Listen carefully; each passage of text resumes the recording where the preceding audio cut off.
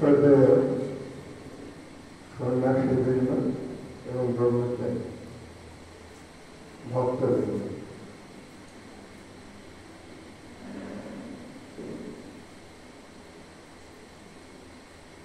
আমাদের সংগঠন যখন স্থাপিত হয়েছিল তখন স্বামীজি এর উদ্দেশ্য নিতেই করছেন। আমরা সবাই সেটি জানি, সব জায়গাতেই এটি লেখাও হয়, আত্মীয় মোক্ষার্থম জগৎ পিতা রয়েছে। স্বামীজি এইটি ঠিক করে রেখেছেন মত। এই সঙ্গ বলতে আমরা মনে করি যে শুধু সন্ন্যাসী যারা রয়েছে তারাই সঙ্গ নয়। এই ঠাকুরকে কেন্দ্র করে এই সংসারে যারাই রয়েছেন সবাই ঠাকুরের ভক্ত। কারণ ডাইরেক্টলি ইনডাইরেক্টলি বিভিন্নভাবে তারা ভগবানের সঙ্গে, বিশেষত ঠাকুরের সঙ্গে যুক্ত হন। ভারতবর্ষ এই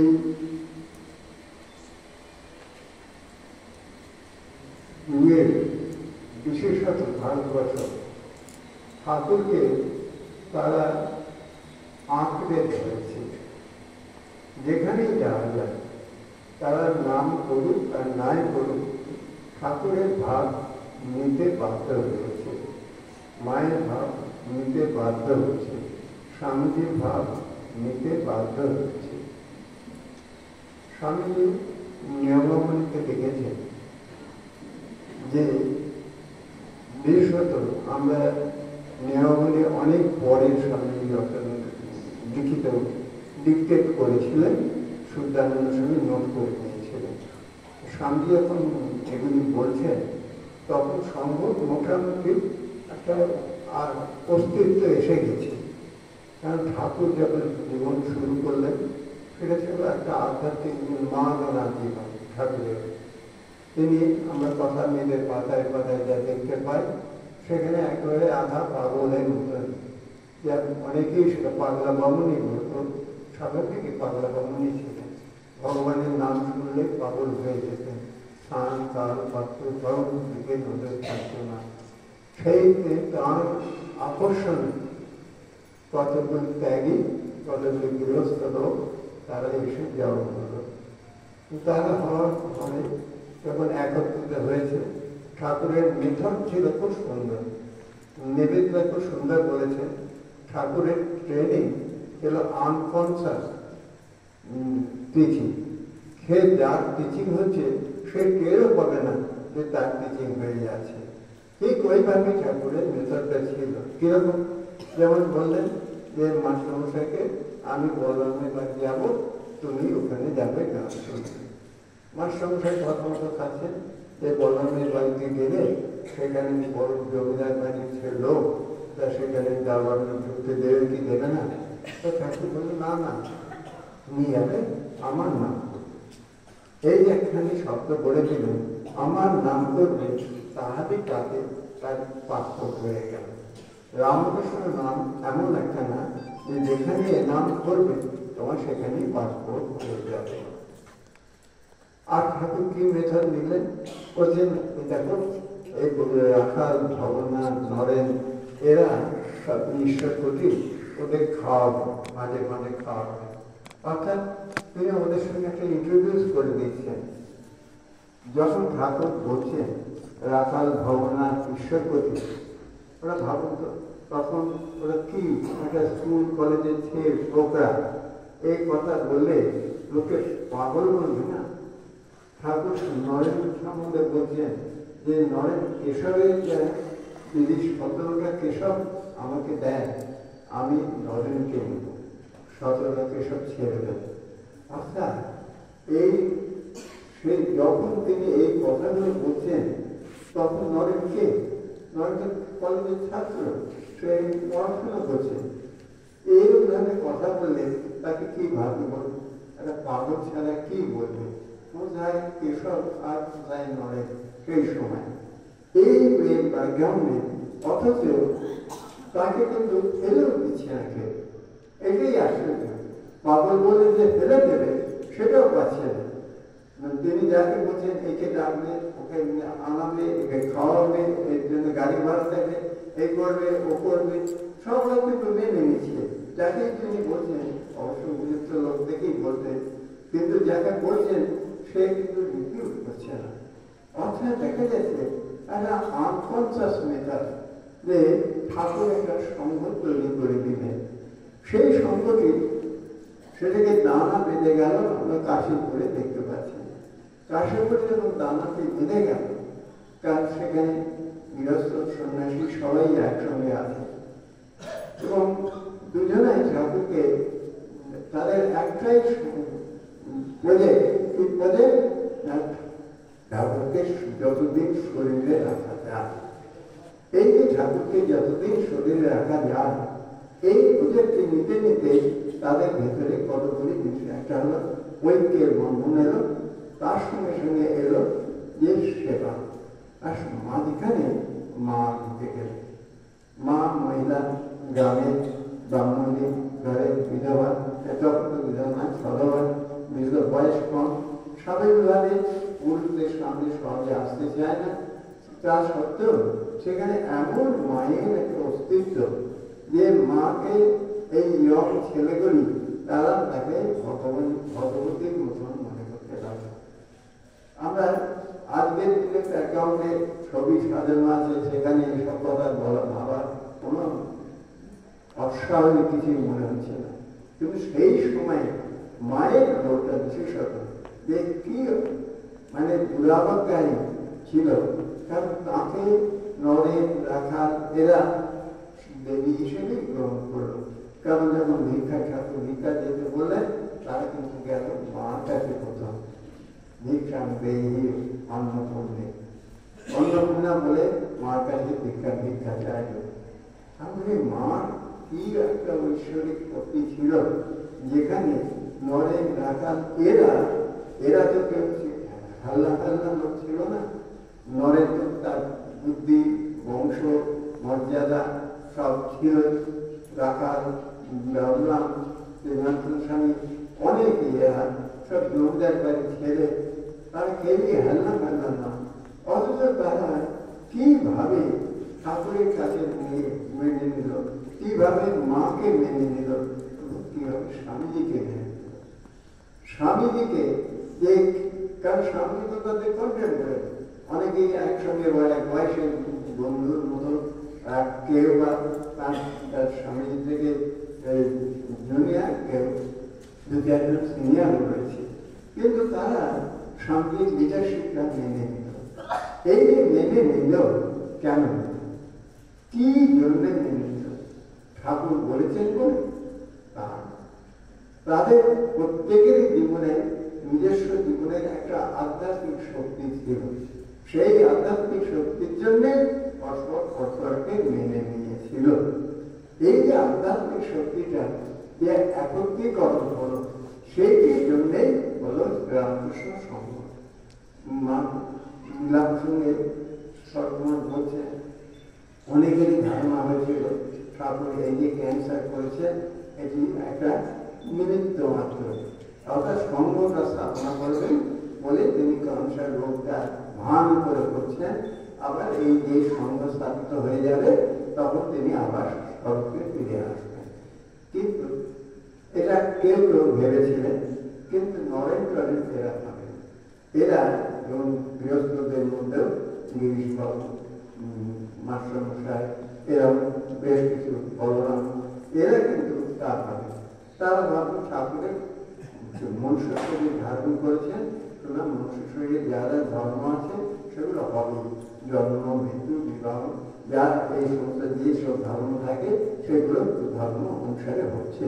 তো এর মধ্যে কোনো অলৌকিক কিছু নেই, এবং কিন্তু তারা তার সেবা করে যাচ্ছে।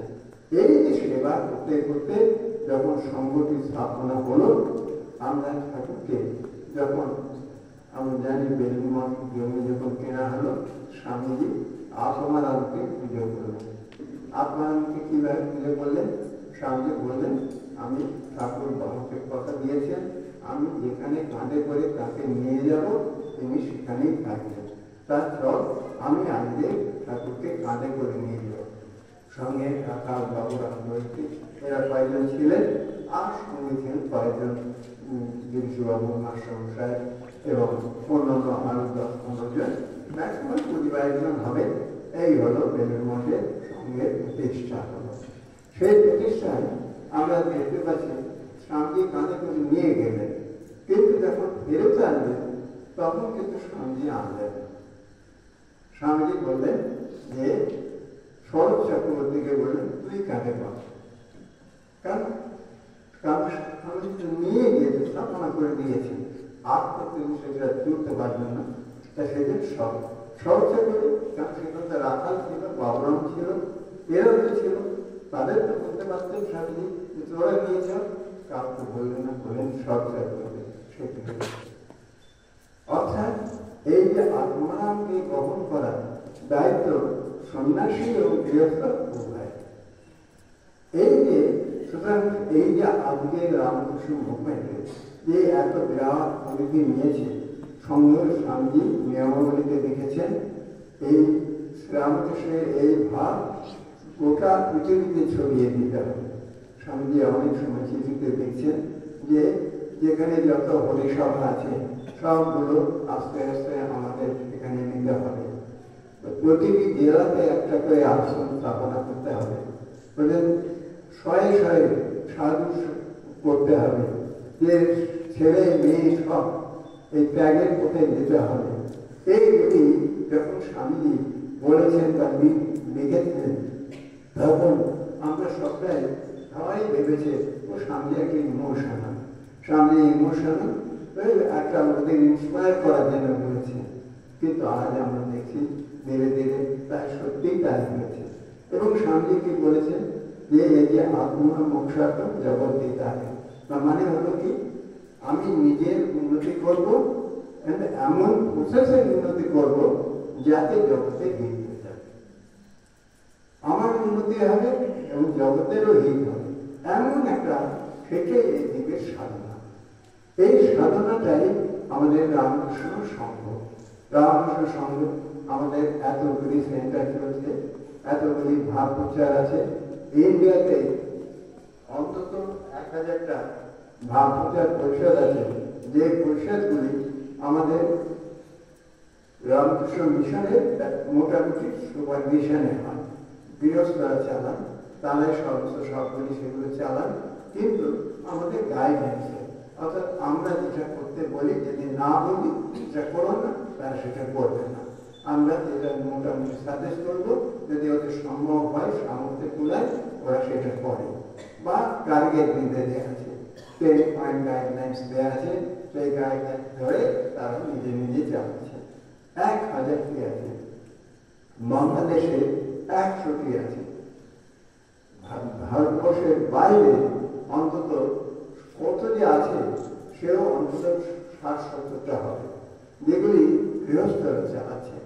তার মানে দেখা গেল যে এই অপূর্ব একটি যে ভাব আন্দোলন তৈরি হয়ে গেছে। ভাব আন্দোলনে কারা যোগ দিয়েছে? সব গৃহস্থরা আছে। এবং আমাদের যারা সাধু আসছে তারা সাধু কোথা থেকে আসে? তো গৃহস্থের বাড়ি থেকে তো আসে, কেউ তো আর নিজের মধ্যে জন্মায়নি, সবই কারণ তাদের হয় তোমার বাড়ি, নয় তো তোমার বাড়ি, বা তোমার বাড়িতে সে জন্মেছিল, সে আস্তে আস্তে বড় হয়েছে। তাকে বড় করেছে কে? তুমি তো করেছো। আমার মনে আছে আমি তখন বেলুর মধ্যে যারা জয়েন করে তাদের দেখছিলাম, একটি ছেলে এসে জয়েন করলো, সবাই ভাবে তার মা বাবা খুব অবসন্ন হয়ে পড়েছেন, ছুটে এসেছেন, ছুটে খবর পেয়ে ছুটে এসেছেন ছেলেকে ফের নিয়ে যাবেন। আমি তখন বোঝানোর চেষ্টা করলাম, যখন কিছুতেই শুনছে না, তখন আমি বললাম ওকে জন্ম কে দিয়েছে? আপনি তো দিয়েছেন। যদি সাধু হয়ে যায় তাহলে কে রেসপন্স করবে? আপনি তো রেসপন্স। আপনি তাকে এমনভাবে তৈরি করেছেন যাতে সে সাধু হয়ে গেল। তখন আর কি বলবে? জবাব দিতে পারছে না, হাসবে, আর আনন্দও পাচ্ছে, আবার দুঃখও হচ্ছে। যাই হোক, সে রয়ে গেল। সুতরাং এই যে মা বাপ আমাদের যে সমস্ত আছে, তারা প্রত্যেকেই এরকম একটা উচ্চ স্তরে আমরা সামনে গিয়ে আমাদের দায়িত্ব বললাম আত্মমোক্ষাত জগৎহিতায়।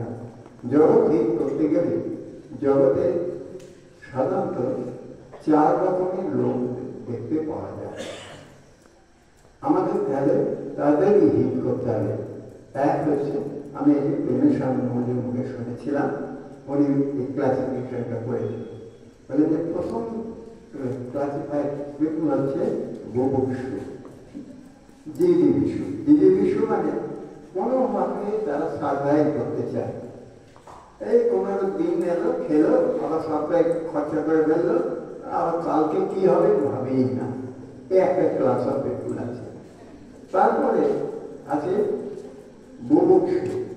বুভুক্ষু হচ্ছে তারা খেতে চায়।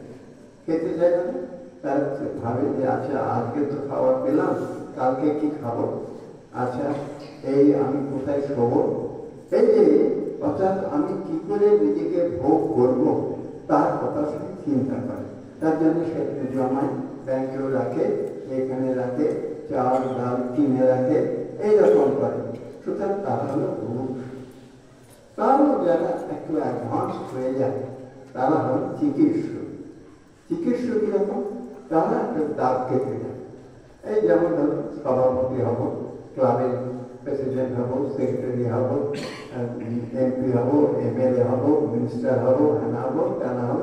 কেন না তাদের নিজের খাওয়া পড়া যাই হোক, আর দাগ দুটো খেয়ে চলে যায়, আমার এখনই মিটিং আছে, চলে যেতে হবে। এবারে নিজের খাওয়া পড়া কোথায় শোবে নেবো, এক জায়গায় ব্যবসা করে নেবো।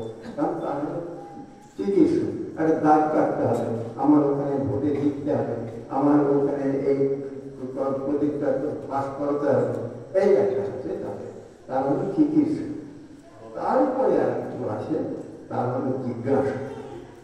জিজ্ঞাসা যারা, তারা খুব সাকল দেন, তারা চায় জানবে এই মানুষের রং সাদা কালো কেন, সব মানুষের রং লাল কেন, আকাশটা এরম কেন, বাতাসটা এরম কেন, এটা কে সৃষ্টি করলো জগৎটা, মানুষ মরে কোথায় যায়, এই ধরনের নানান প্রশ্ন তাদের জাগে। যাদের মনে এইসব প্রশ্ন জাগে তাদের সব কবি, সাহিত্যিক, দার্শনিক এইসব লোক হয়ে পড়ে, যে তারা হায়ার ডাইমেনশনে চিন্তা করে। তার ফলে যারা ভাবতে থাকে যে এই সিক্রেটটাকে পেছনে তারা কমন ফর্মুলা করবার চেষ্টা করে, কিন্তু পেরে ওঠে না। তারপরে যখন হয় যে এই ধরনের এই জিজ্ঞাসা স্টেজে আমাদের রবীন্দ্রনাথ পড়বেন, জগদীশ বোস পড়বেন, আইনস্টাইন পড়বেন, এইসব এরা হচ্ছে সব ওই লাইনে ঢুকে পড়ে।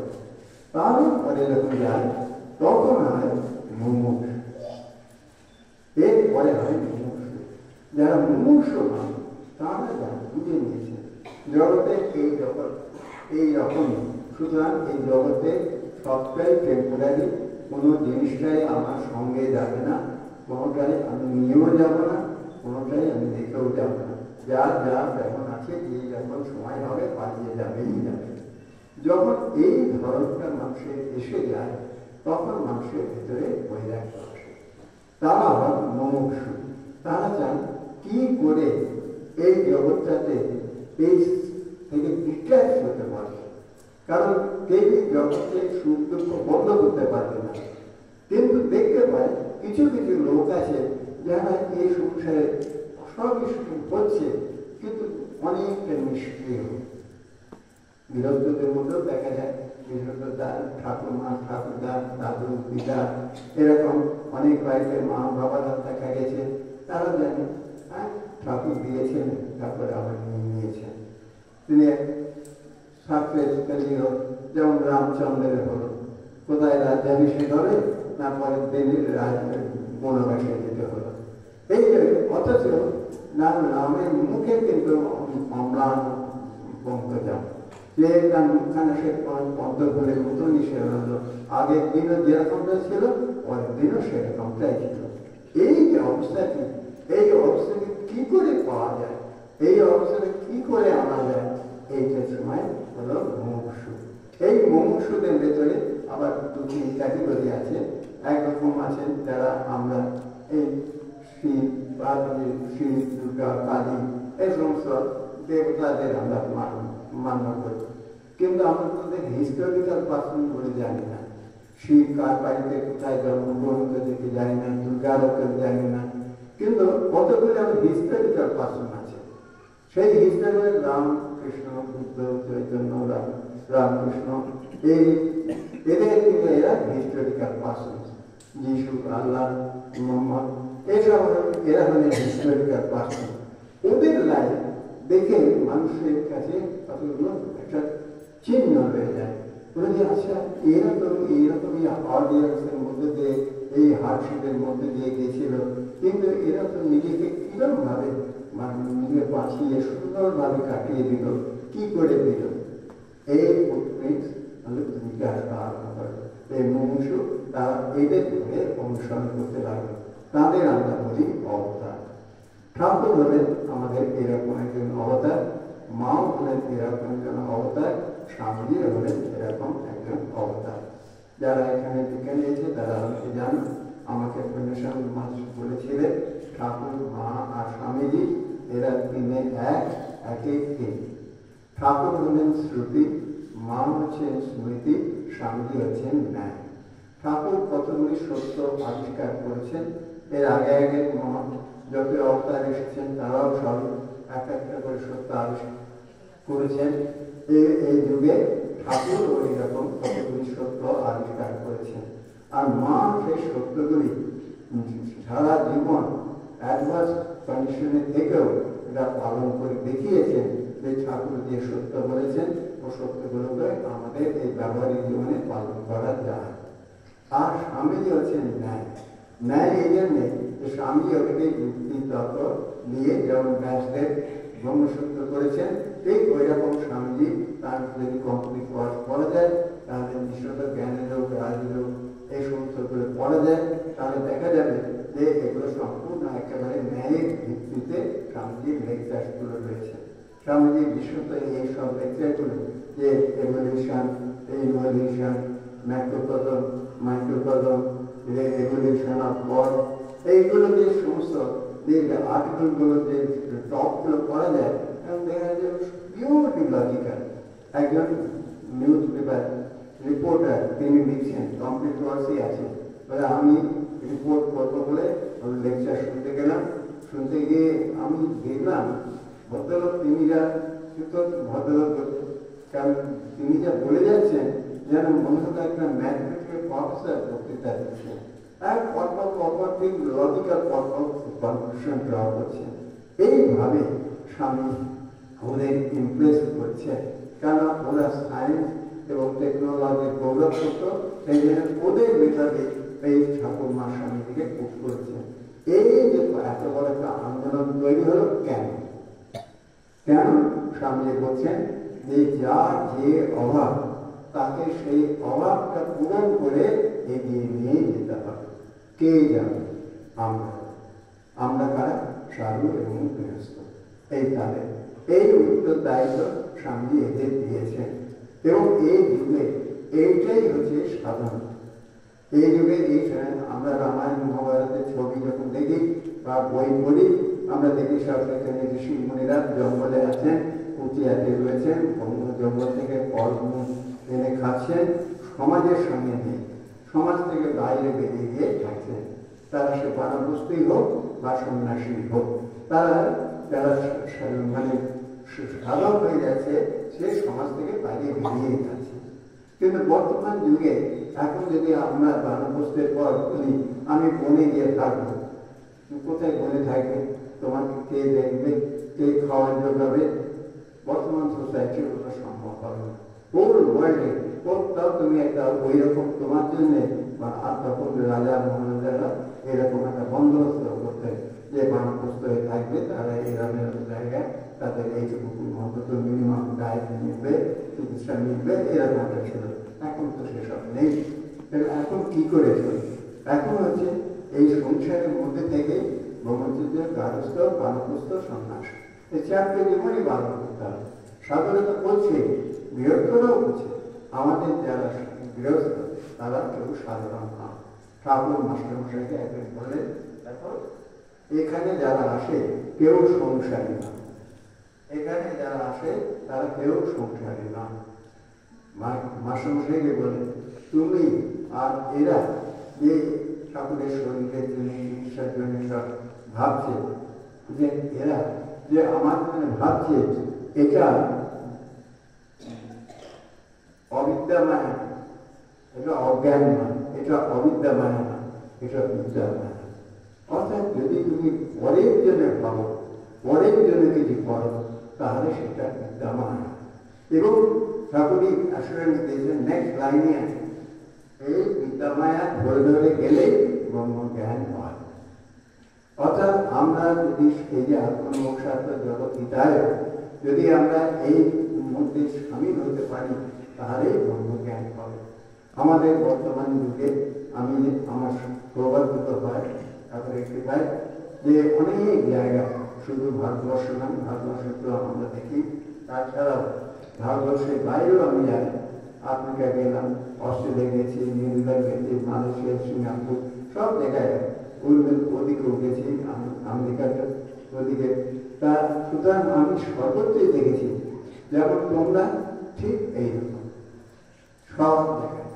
তো এখানে তো তবু অনেকটা আমাদের জয়েন্ট ফ্যামিলিতে থাকাতে নিজেদের পক্ষে খানিকটা সময় বের করা সোজা। তোমরা হয়তো সন্ধ্যেবেলা কোনোদিন ঠাকুরের নাম খণ্ডন গাইবার আসার সুযোগ পাচ্ছ, কেউ বা ছেলে বড় হয়ে গেছে, কেউ বা রিটায়ার করেছো, পেনশন পাচ্ছ, সুতরাং তোমাদের একটু সময় আছে। ওখানে তো খুব স্ট্রেন, স্বামী স্ত্রী দুজনকেই মানে আপেল কাজ পরিশ্রম না করলে মেনটেন করতে পারবে না। যদি একটা ছেলে নিয়ে থাকে তারা সমস্ত সেজন্যে তাদের অত পরিশ্রম করে, তার ফাঁকে ওরা একবেলা, কেউ একদিন, কেউ 1 ঘন্টা করে দিয়ে আশ্রম সেবা করে। এই যে তারা সেবা করে করে করে আশ্রমগুলোকে মাতিয়ে কতগুলি। আমি এই কদিন আগে সাউথ আফ্রিকায় গেছিলাম, সেখানে জার্মান সেন্টার, তার সাব সেন্টার আছে 9টা সাব সেন্টার। সেই 9টা সাব সেন্টারে কোনো সাধু নেই, শুধু এই একজন সাধু ওই সাব সেন্টারগুলো গৃহস্থরা মেনটেন করে। কিভাবে করেন? তারা নিজেদের মধ্যে ভাগ করে নিয়েছে। যদি একটা সাব সেন্টারের কথা বর্ণনা দিই, শুনলে চমকে যাবে।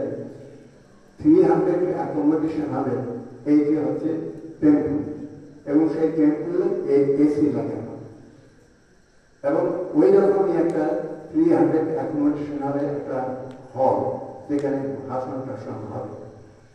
সেটিও রয়েছে মঞ্চ কোয়ার্টার আছে, 4-5টি সাধু যদি আসে তারা যাতে থাকতে পারবে।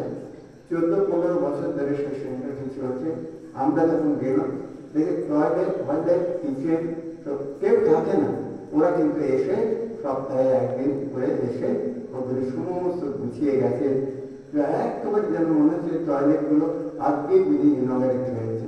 এইরকম পিঙ্ক অ্যান্ড পয়েন্ট, গার্ডেন সমস্ত কিছু ওরাই নিজেরাই সব দেখাশোনা করে। তার সঙ্গে আর একটি জিনিস শুরু করেছি, যেটি তোমরা এখানে করছো, এই গদাধর অভ্যুদয় গল্প, এইটি ওখানে বলা।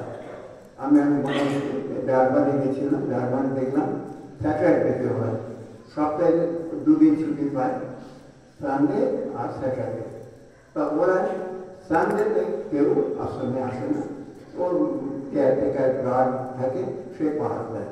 কিন্তু ওই একদিন এসে ওরা সমস্ত যা করার করে যায়, আর সঙ্গে সব বাচ্চা নিয়ে আসে, বাচ্চাদেরও নিয়ে আসে, বাচ্চাদের নিয়ে এসে বাচ্চাদের দায়িত্ব নেয়। কিরকম ভাবে তাদের ওরিয়েন্টেশন হয়, কে করে?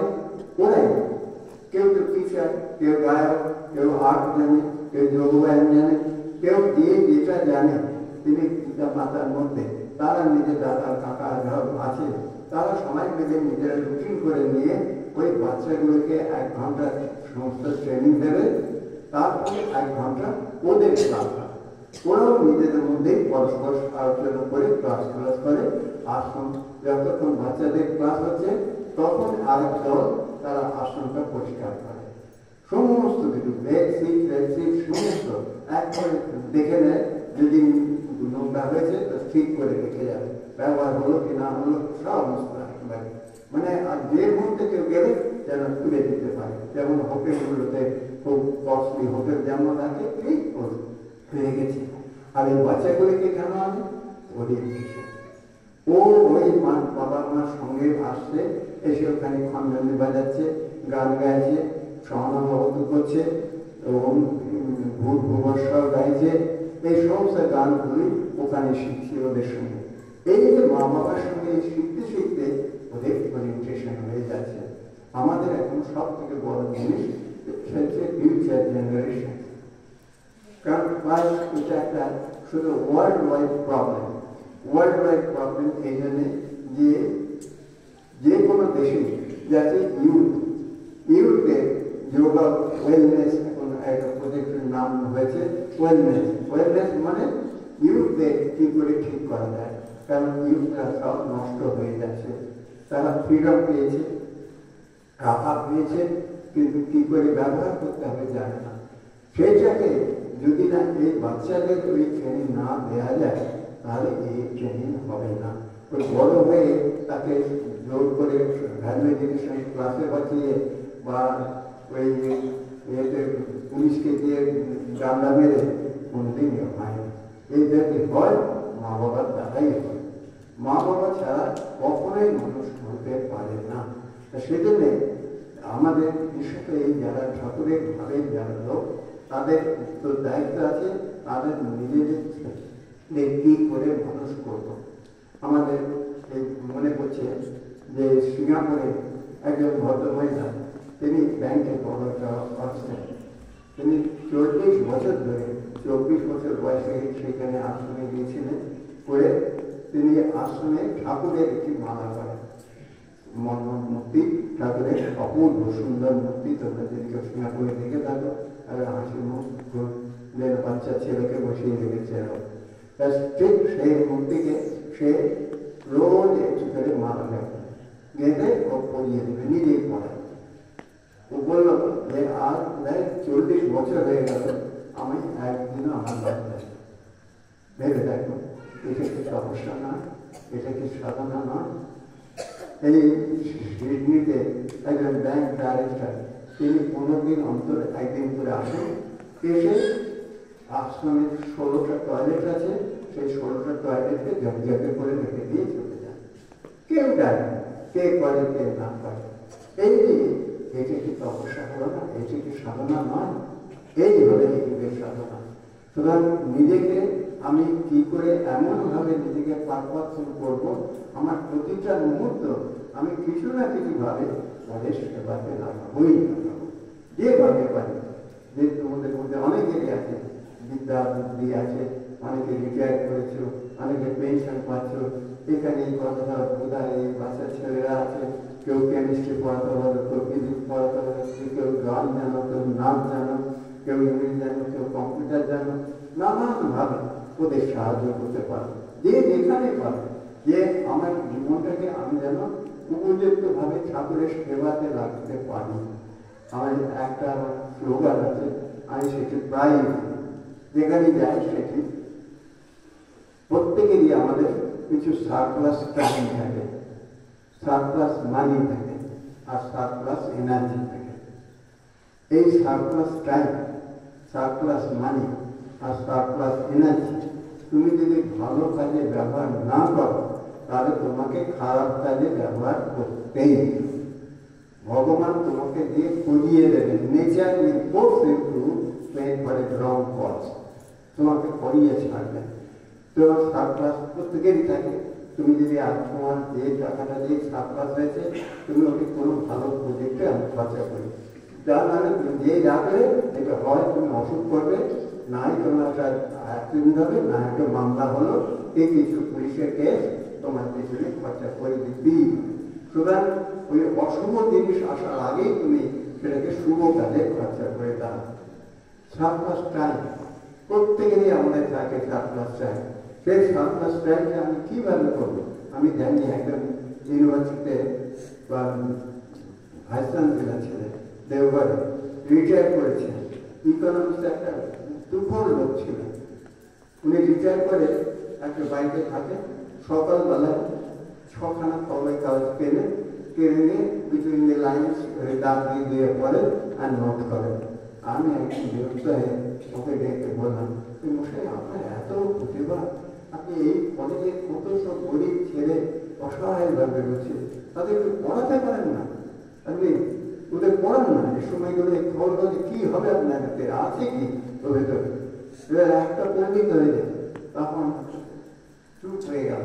পরে আস্তে আস্তে বুঝিয়ে আমি বুদ্ধিমান লোক তো, আর জীবনে কোথায় গালাগাল কার কাছ থেকে খাইনি, সুতরাং প্রথম গালাগালে একটা কাজ হয়েছে, সে পরে মারা শুরু করেছি, বললাম খুব ভালো করেছে।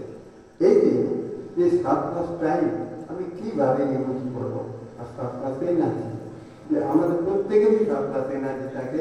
আমি যদি আগে থেকে প্ল্যান করে নিই যে আমার 7 এনার্জি, 7 টাইম, 7 মানি, আমি এই ভালো কাজে খরচা করবো।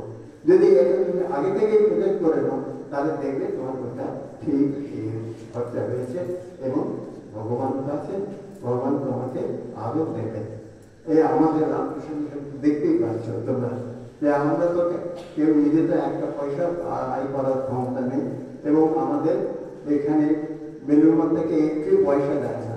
বেলুরমঠ থেকে যদি তুমি ধার নাও, এই আসনে যদি ধার নেয়, বেলুরমঠকে 8% ইন্টারেস্ট দিয়ে ফেরত দিতে হবে।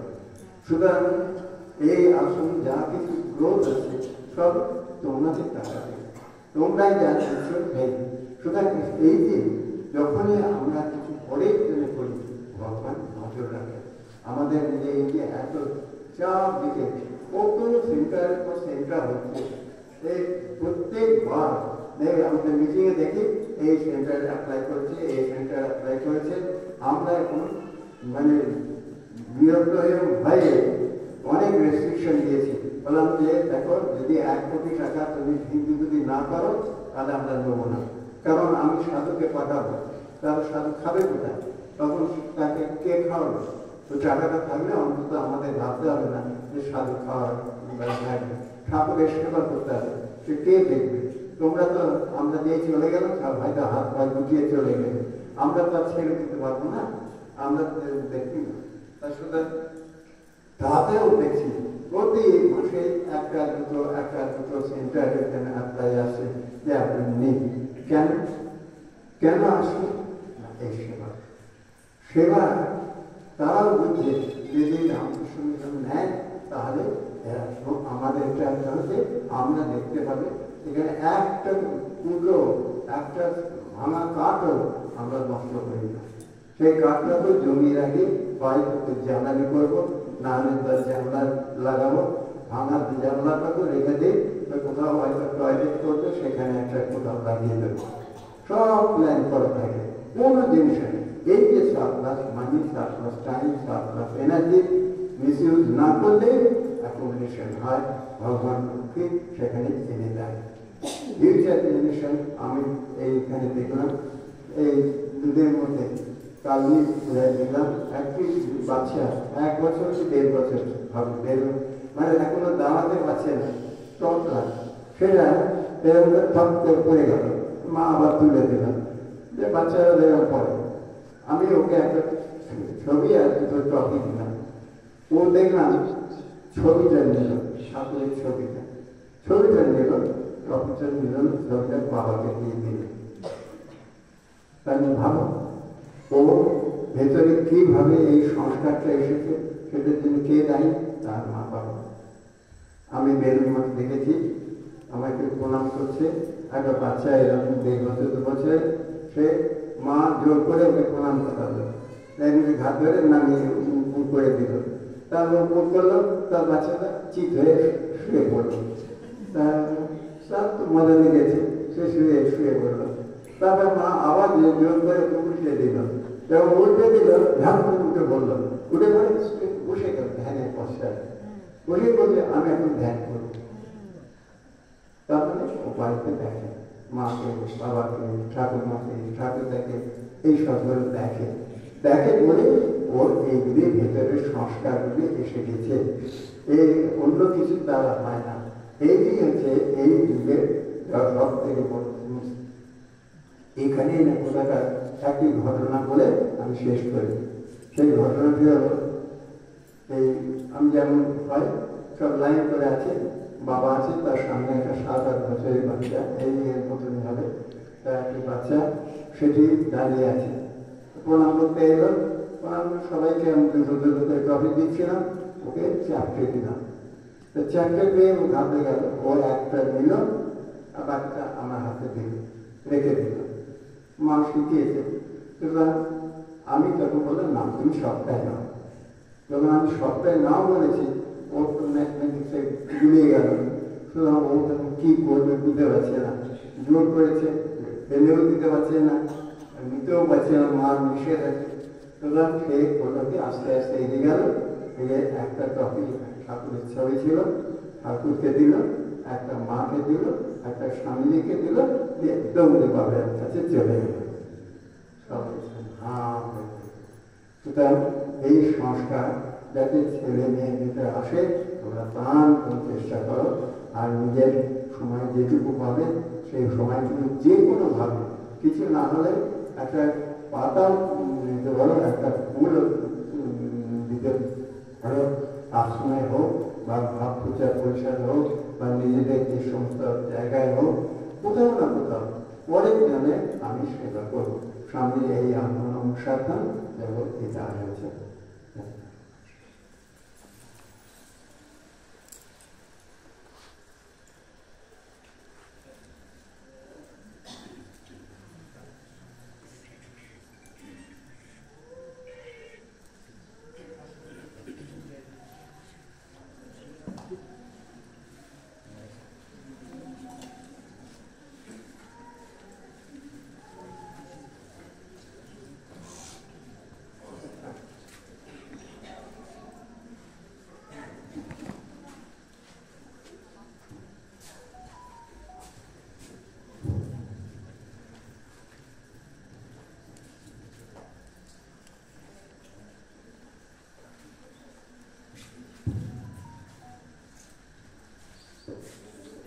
महाराज जी के साष्टांग प्रणाम।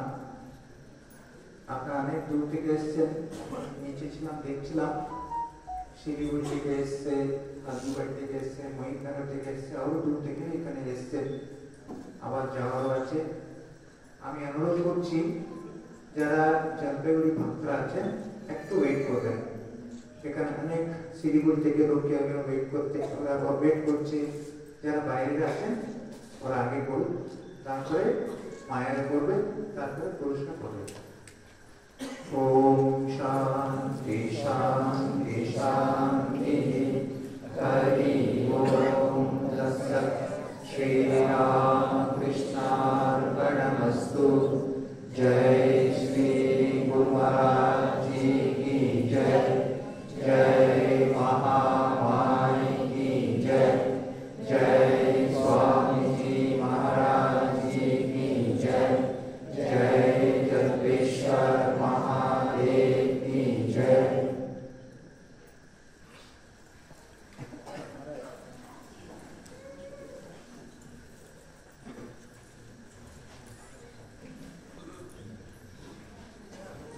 আগামীকাল সন্ধ্যার পরে মহারাজের প্রণাম থাকবে।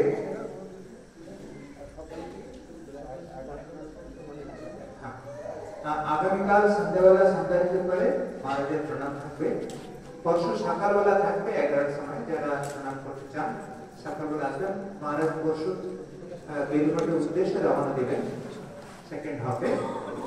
এছাড়া আপনাদেরকে অলরেডি বলা হয়েছে আমরা মে মাসের 1 তারিখ 2 তারিখ রামকৃষ্ণ মিশন প্রতিষ্ঠা দিবস পালন করব। 1 তারিখ